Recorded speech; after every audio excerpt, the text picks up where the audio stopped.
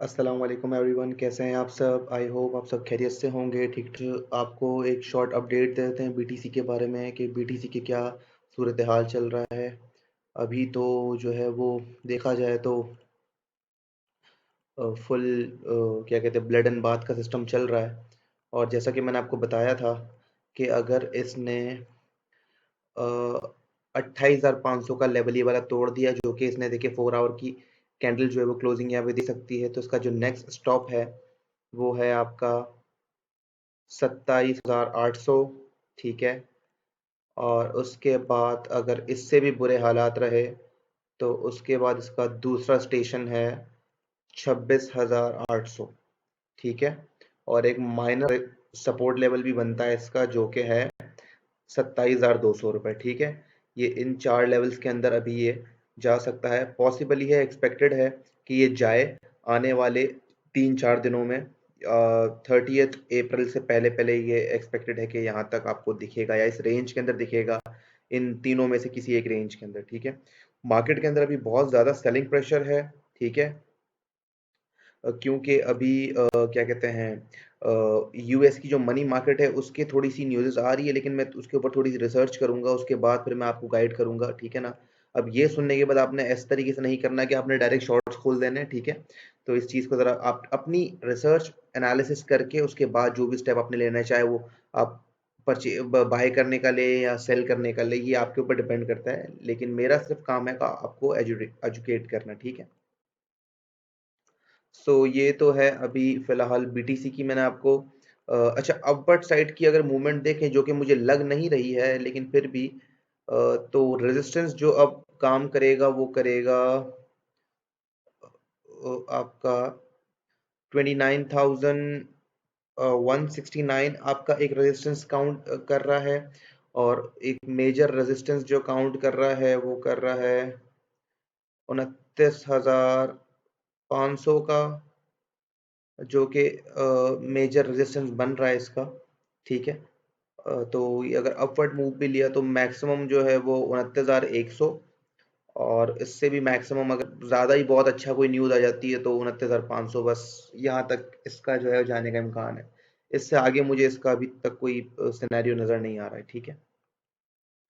LTC पे बात कर लेते हैं। एलटीसी का कि जैसे कि मैंने आपको बताया था कि ये राइजिंग वेज एक बन रहा है, उसके बाद इसने क्लोजिंग दे दी है, तो इसका तो 110% श्योर है कि ये 85 और उसके बाद जो है वो 77 की रेंज को टच करके सिर्फ छू कर आ जाए। ठीक है ना।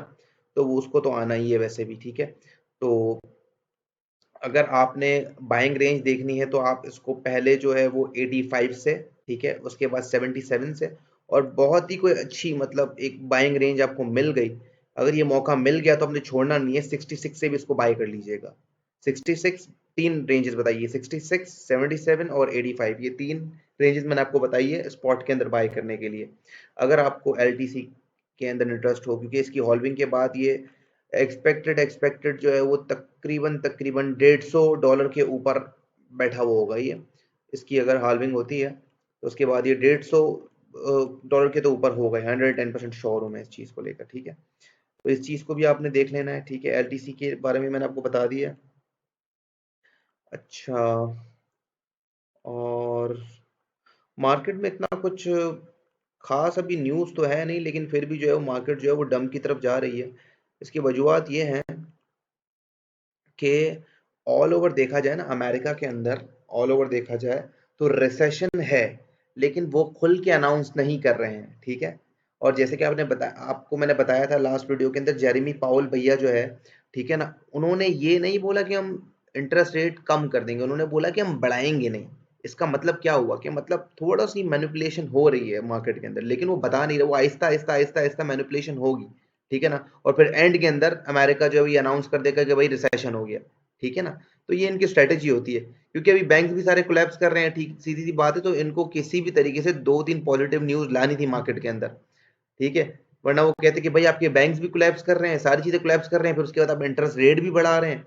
तो ये सारी चीजें जो है ना बहुत वैल्यू रखती है ना। फंडामेंटल्स आजकल जो पहले चलता था टेक्निकल जो है वो 50% टेक्निकल 50% फंडामेंटल, अभी चल रहा है 70 से 80% जो है वो फंडामेंटल और 20% टेक्निकल। अभी ये जो सिनेरियो चल रहा है मार्केट का, आप समझ रहे हैं बात को। तो ये सिचुएशन अभी चल रही है ना। सो न्यूज़ तो बहरहाल इतनी कोई खास नहीं है, ठीक है। अच्छा, क्रिप्टो फेयर एंड ग्रीड के ऊपर बात कर लेते हैं, ठीक है ना।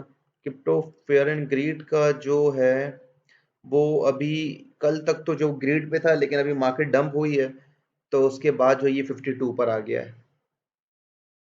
और हम देख लेते हैं। अच्छा, अब मैं आपको कुछ कॉइन जो है वो मैं आपको बताने जा रहा हूँ। अगर आपने अपने पास नोट करने तो आप नोट कर सकते हैं कि आने वाले कुछ टाइम के अंदर ये काफ़ी अच्छा परफॉर्म करेंगे, ठीक है। सबसे पहले तो है रेंडर। ये सारे जो प्रोजेक्ट्स हैं ना, ये एआई के प्रोजेक्ट्स हैं, ठीक है। ये मतलब स्लो एंड स्टडी, एक साल के अंदर अंदर, एक डेढ़ साल के अंदर अंदर ये आपको अच्छी प्रॉफिटेबल ट्रेड्स जो है वो देकर जाएंगे, ठीक है। सबसे पहले तो है रेंडर, ठीक है, RNDR। एक ये कॉइन है। आप इसको जो है वो मैं चेक कर लेता हूँ, एक मिनट।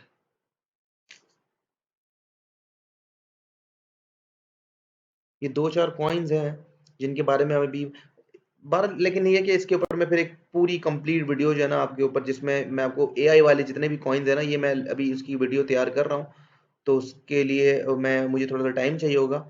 सो ये है कि वो पूरी वीडियो जो है वो रेडी करके फिर मैं अपने चैनल पे अपलोड कर दूंगा, तो आप वहाँ से आप इसको जो है वो चेक कर सकते हैं, ठीक है। और कौन मार्केट कैप की क्या सूरत हाल है। अच्छा, मार्केट कैप 1197, डोमिनेंस 646.1, और वॉल्यूम 24/54। उसके बाद टोटल क्रिप्टो मार्केट कैप भी हम देख लेते हैं। 1.19 ट्रिलियन पे चल रहा है ये अभी।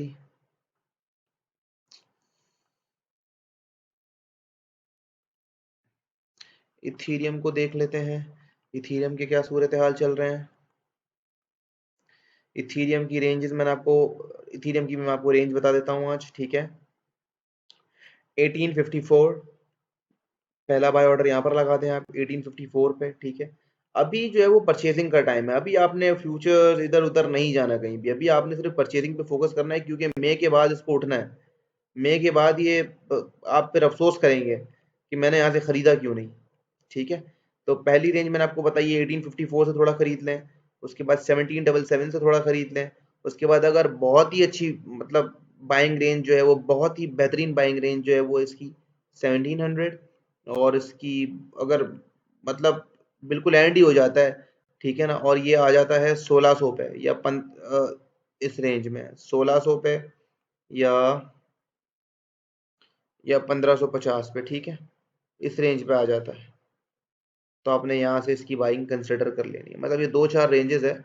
आपको जब भी इस रेंज के अंदर दिखे ये आपने स्पॉट के अंदर इसको बाय कर लेना है, ठीक है ना। $100 $50 जितने का भी हो, ये आपने बाय कर लेना है, ठीक है। सो आज की वीडियो हम यहीं पे ख़त्म करते हैं।